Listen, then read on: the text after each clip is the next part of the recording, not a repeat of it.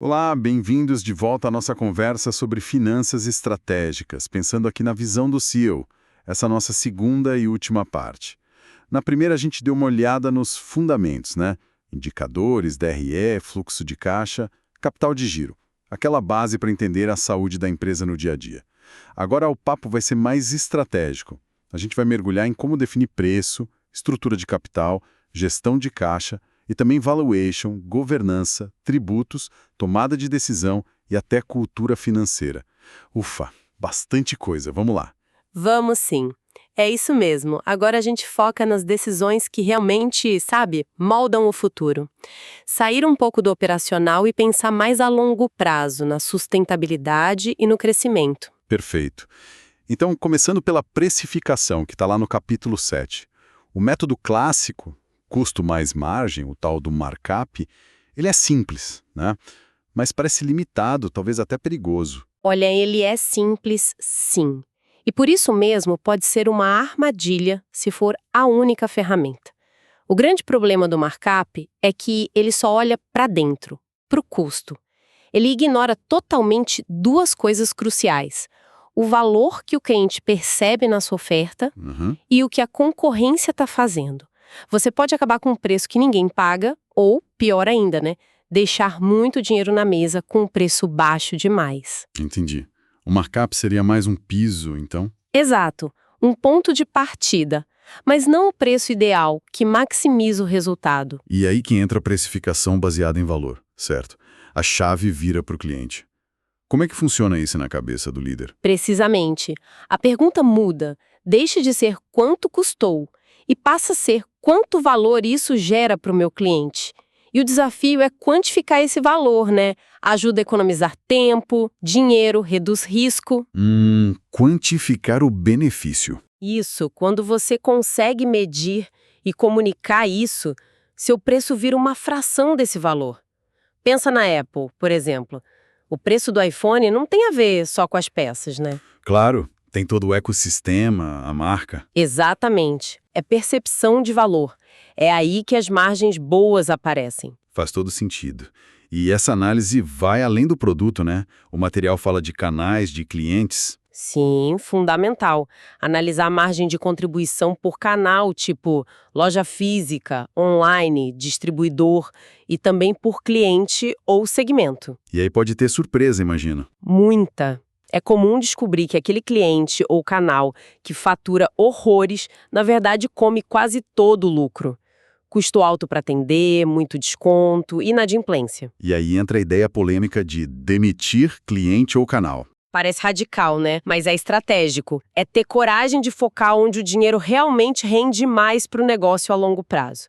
Nem todo faturamento é bom faturamento, sabe? Entendi. É direcionar esforço. Bom, falando em recursos, como a empresa se financia? Isso leva a gente para o capítulo 8, estrutura de capital. Capital próprio versus terceiros. Quais as grandes diferenças práticas? Bom, essa é clássica. Capital próprio, o equity, é o dinheiro dos sócios, o seu, de investidores, lucro reinvestido. A vantagem: não tem boleto para pagar, não tem obrigação formal de devolver. Ok. A desvantagem é um dinheiro caro. O sócio espera um retorno alto pelo risco, e trazer mais sócio dilui sua participação. Certo. E o capital de terceiros? A dívida. Aí são os empréstimos, financiamentos, vantagem. Geralmente o custo, os juros, é menor que o retorno esperado pelos sócios e tem o benefício fiscal, né? Os juros podem ser abatidos no imposto e não dilui os donos. Mas tem a obrigação de pagar, claro. Exato, essa é a grande desvantagem. Aumenta o risco financeiro. Tem que pagar principal e juros, faça chuva ou faça sol. E a tal da alavancagem financeira. Usar dívida parece bom se o retorno do investimento for maior que o custo dela. Mas é uma faca de dois gumes, né? Totalmente. É uma ferramenta. Se o retorno que você consegue com o dinheiro emprestado é maior que os juros que você paga, ótimo. Você potencializa o lucro dos sócios. Mas se não for, aí o prejuízo também é amplificado. A alavancagem saudável exige que o retorno sobre o ativo, o ROI, seja maior que o custo da dívida, que a empresa gere caixa para pagar e que o nível de endividamento seja adequado para o setor, para o tipo de negócio. E como decidir a mistura ideal entre capital próprio e dívida? O WACC, o custo médio ponderado de capital, entra aí. Parece teórico para a PME. É uma ótima observação. Na prática, para muita PME, a disponibilidade de crédito e o custo dele acabam ditando mais as regras do que uma otimização teórica do WACC. É verdade. Pois é. Mas olha, mesmo assim, entender o conceito do WACC é fundamental. Ele é tipo a taxa mínima de retorno que qualquer projeto novo tem que dar para valer a pena. Ah, entendi. Mesmo que eu não consiga o financiamento ideal? Exato. Ele te dá um parâmetro, ajuda a não aprovar um projeto só porque conseguiu o empréstimo, sabe? Tem que ver se o retorno esperado compensa o custo total do capital, o próprio e o de terceiros, e o risco. A dívida não é boa ou ruim por si só, é como você usa. Clareou. E falando em pagar dívida, a gestão do caixa é ainda mais crítica. Capítulo 9, Gestão de caixa e liquidez. O famoso caixa-rei. Como garantir que ele não suma, mesmo se a empresa for lucrativa no papel? O ciclo de conversão de caixa, o CCC, é chave. Vitalíssimo. O CCC mede em dias quanto tempo o dinheiro fica preso na operação. É o prazo de estoque, mais o prazo de recebimento, menos o prazo que você tem para pagar o fornecedor. E o objetivo é? Encurtar. O máximo possível.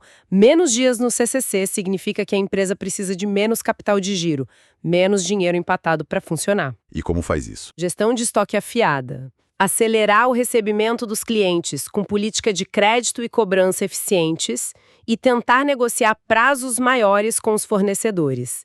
Se conseguir um CCC negativo, receber antes de pagar é o cenário ideal. Mas só de reduzir alguns dias já libera um caixa importante. E a gestão de recebíveis? Nossa, vender e não receber deve ser um pesadelo. Com certeza. É um ponto muito sensível. Precisa de política de crédito clara. Para quem vender a prazo, em que condições. E um processo de cobrança que funcione, que não espere a conta vencer para agir. E monitorar a inadimplência de perto. Fundamental. E lembrar da PDD, a provisão para devedores duvidosos. Aquilo não é só contabilidade, é lucro que está indo embora porque uma venda não virou caixa. Às vezes, a melhor decisão é recusar uma venda arriscada. Verdade. E a reserva financeira? O colchão de liquidez, para que serve além do óbvio, de apagar incêndio? E qual o tamanho ideal? Ela tem essa dupla função, né? Proteção e oportunidade. Proteção contra imprevistos, queda de venda, atraso de cliente grande, para não precisar correr atrás de dinheiro caro na emergência. Certo. E a oportunidade? É ter agilidade para aproveitar um bom negócio que aparece. Uma matéria-prima com desconto, um equipamento em oferta, até um concorrente pequeno numa situação difícil. E o tamanho? 3 a 6 meses de custos fixos? É uma boa referência inicial, sim, mas depende muito da previsibilidade do seu negócio. Se ele varia muito, talvez precise de mais. E o ponto-chave, esse dinheiro é para segurança e liquidez. Tem que estar em aplicação segura e fácil de sacar. Não é para buscar rentabilidade alta aqui. Entendido. Chegamos num ponto que gera muita curiosidade. Valuation. Capítulo 10. Quanto vale a empresa? O fluxo de caixa descontado, o DCF, é visto como um método mais robusto, né? Mas confesso que sempre parece um pouco caixa preta. O que o CEO precisa tirar disso? O DCF pode ter seus detalhes técnicos, sim, mas a lógica por trás é o que importa por seu entender. Basicamente, ele te força a pensar em duas coisas.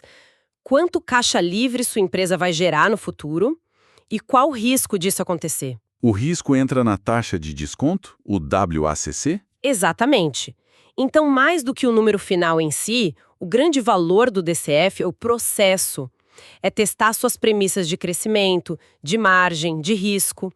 É um exercício de estratégia muito poderoso, sabe? Te obriga a olhar para o longo prazo. E os múltiplos de mercado? São um atalho ou um complemento? Um complemento muito útil. É como checar a temperatura com o mercado. Você compara sua empresa com outras parecidas, usando indicadores como EBITDA, faturamento, lucro. Mais rápido, né? Sim, bem mais rápido. E dá uma referência externa. Uma boa análise de valuation costuma usar os dois, o DCF, que é a visão de dentro, e os múltiplos, que é a visão de fora. Ajuda a ter uma faixa de valor mais confiável. E, no final das contas, o que realmente faz o valor da empresa subir de forma consistente? Quais são as alavancas que o CEO tem que puxar? Olha, tem um padrão sim. Crescimento sustentável, claro. Rentabilidade alta e consistente, margens boas, retorno sobre o capital. Previsibilidade, tipo receita recorrente, vale mais que venda pontual. Escalabilidade também. Fundamental. Crescer a receita sem aumentar o custo na mesma proporção. Marca forte, diferenciais, tecnologia e, não menos importante, boa governança e gestão. Isso reduz a percepção de risco e aumenta o valor. O foco tem que ser nessas coisas. Falando em governança, capítulo 11, muita gente ainda acha que isso é coisa de empresa gigante. Como mostrar para um dono de PME que não é só burocracia? É preciso desmistificar isso. Governança para PME não é copiar estruturas de multinacional. É sobre construir confiança e diminuir riscos de forma prática. E como começa? Com o básico: política de alçada, quem aprova o quê, até quanto, controles internos simples, mas chave, segregação de funções, quem aprova não pode ser quem paga, conciliação bancária feita direitinho, coisas assim. Protege a empresa e o próprio dono. E na prática, como uma PME pode começar sem engessar tudo? Dá para começar pequeno, um conselho consultivo, mesmo informal, com gente de fora para dar outra visão já ajuda muito. Fazer reuniões de resultado periódicas, discutir os números abertamente. E se não dá para ter um CFO? Existe CFO fracionado, CFO as a Service. Traz expertise sênior de forma mais acessível. O ponto é, sem um mínimo de governança, fica difícil crescer, atrair investimento, conseguir crédito bom, limita o potencial. Chegamos nos tributos no Brasil. Capítulo 12. Um labirinto. Qual a primeira coisa a se pensar estrategicamente aqui? Sem dúvida, a escolha do regime tributário é a decisão com maior impacto no bolso. Temos o Simples Nacional, o lucro presumido e o lucro real. Cada um tem suas regras, limites, vantagens e desvantagens. E a escolha não é para sempre, né? De jeito nenhum, esse é o ponto crucial. Tem que reavaliar todo ano. Fazer simulações com base na previsão de faturamento, de margem, para ver qual regime vai ser mais vantajoso naquele ano específico. Muita gente perde dinheiro por ficar no regime errado. E o planejamento tributário? É legal mesmo. Totalmente legal. Planejamento tributário é usar a própria lei a seu favor. É escolher o regime certo, aproveitar incentivos fiscais, estruturar operações de forma inteligente, tudo dentro da lei para pagar menos imposto. Diferente de sonegação, claro. Completamente diferente. Sonegação é crime, dá multas, juros, processo, um risco enorme. Planejamento tributário bem feito com um bom contador é ferramenta de gestão, de competitividade. E para evitar dor de cabeça com fisco, boas práticas. Primeiro, contador parceiro que entenda do seu negócio. Segundo, organização. Documentação fiscal impecável. Terceiro, usar tecnologia. Um bom ERP ajuda demais a evitar erros. E quarto, fazer revisões fiscais periódicas, tipo um check-up. Gestão fiscal eficiente dá lucro. O capítulo 13 junta tudo isso na gestão estratégica e tomada de decisão. Como CEO, usa esses números todos para decidir melhor no dia a dia. Os números trazem objetividade, né? Vai fazer um investimento, analisa VPL, TIR, lançar produto, calcula margem, ponto de equilíbrio. Entrar em mercado novo, faz projeção realista. O hábito tem que ser: quais os números por trás disso? Qual o impacto financeiro? E aquele dilema, crescimento versus rentabilidade. Como equilibrar? É um trade-off clássico, não tem resposta única. Crescer rápido pode exigir queimar caixa, sacrificar margem no início. Crescer com o próprio lucro é mais lento, mas mais seguro. Depende da fase do setor. Exato, da visão dos sócios. Aquela regra dos 40% que o material cita, crescimento por cento mais margem EBITDA por cento, 40%, é um bom termômetro para alguns negócios, especialmente tech. Ajuda a ver se o equilíbrio entre velocidade e eficiência está ok. E a gestão de risco? Como deixar a empresa mais resiliente além da reserva? Risco faz parte do jogo, né? Não dá para evitar, mas dá para entender, mitigar e se preparar. Risco de mercado, de crédito, de liquidez operacional. E como se prepara? Diversificando clientes, fornecedores, produtos, monitorando cenários, tendo estrutura de custo flexível e uma estrutura de capital saudável, sem dívida excessiva, é disciplina, não é um projeto isolado. Reta final, capítulo 14, cultura e mentalidade financeira. Então, finanças não é só com o financeiro mesmo. De jeito nenhum. A saúde financeira é de todo mundo na empresa. Para isso funcionar, precisa de educação financeira organizacional. Não é virar expert, mas entender o básico. Tipo receita, lucro, margem, custo. Isso. Entender como as decisões de cada área impactam esses números. Compartilhar indicadores de forma clara, simples. E o papel da liderança nisso? Total. O exemplo vem de cima. Líder que decide com base em dados, não só no feeling, que conecta as metas das áreas com as metas financeiras, que discute resultado, cobra e reconhece a boa gestão dos recursos. O material diz: finanças como a linguagem da estratégia. O que isso quer dizer na prática? Que tudo converge para o financeiro. Marketing, vendas, operações. O impacto final aparece na DRE, no balanço, no caixa. O CEO é o tradutor, que garante que todos entendam como contribuem para a estratégia geral, que também é expressa em metas financeiras. O orçamento vira ferramenta de alinhamento. E chegamos ao fim, capítulo 15, o CEO como arquiteto financeiro. A ideia é que não precisa ser contador, mas ter a visão de quem projeta a estrutura financeira para o futuro, certo? Como sair do modo bombeiro para ser esse arquiteto? É uma mudança de foco e de onde se gasta o tempo. Sair do operacional do dia a dia e ir para o estratégico. Tipo, olhar menos para o caixa de amanhã e mais para as alavancas de valor de longo prazo. Pensar menos em só cortar custo e mais em otimizar investimento, buscar ROI. Vender melhor, não só mais.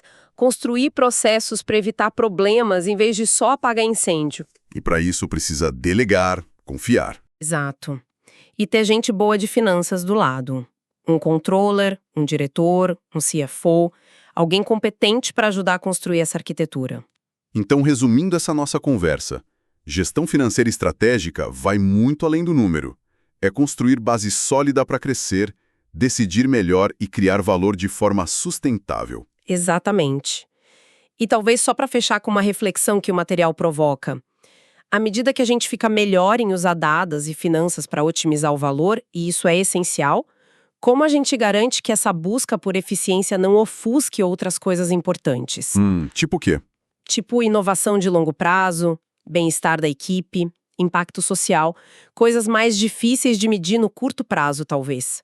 Onde fica o equilíbrio entre a otimização financeira e um negócio que seja valioso, mas também perene, com propósito. É uma ótima pergunta para a gente continuar pensando.